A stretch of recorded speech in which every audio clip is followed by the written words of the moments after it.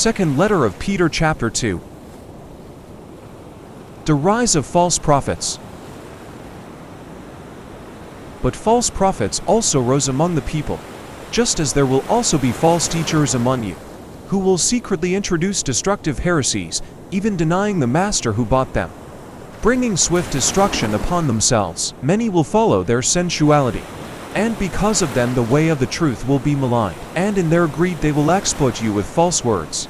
Their judgment from long ago is not idle, and their destruction is not asleep.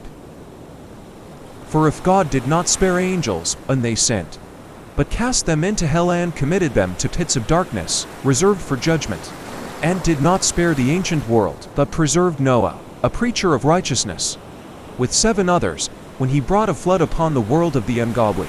And if he condemned the cities of Sodom and Gomorrah to destruction, by reducing them to ashes, having made them an example to those who would live ungodly lives thereafter, and if he rescued righteous Lot, oppressed by the sensual conduct of unprincipled men, for by what he saw and heard that righteous man, while living among them, felt his righteous soul tormented day after day by their lawless deeds, then the Lord knows how to rescue the godly from temptation, and to keep the unrighteous under punishment for the day of judgment, and especially those who indulge the flesh in its corrupt desires, and despise authority.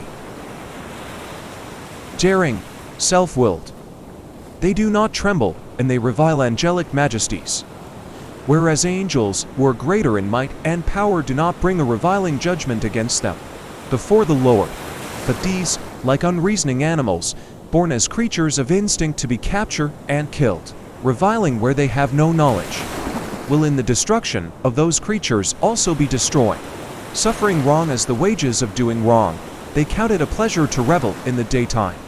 They are stains and blemishes, reveling in their deceptions, as they carouse with you, having eyes full of adultery that never cease from sin, enticing unstable souls, having a heart trained in greed, accursed children, forsaking the right way. They have gone astray, having followed the way of Balaam, the son of Beor, who loved the wages of unrighteousness, but he received a rebuke for his own transgression.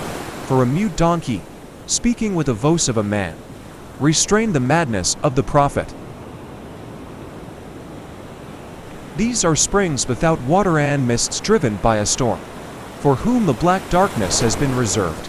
For speaking out arrogant words of vanity they entice by fleshly desires, by sensuality, those who barely escape from the ones who live in error, promising them freedom, while they themselves are slaves of corruption.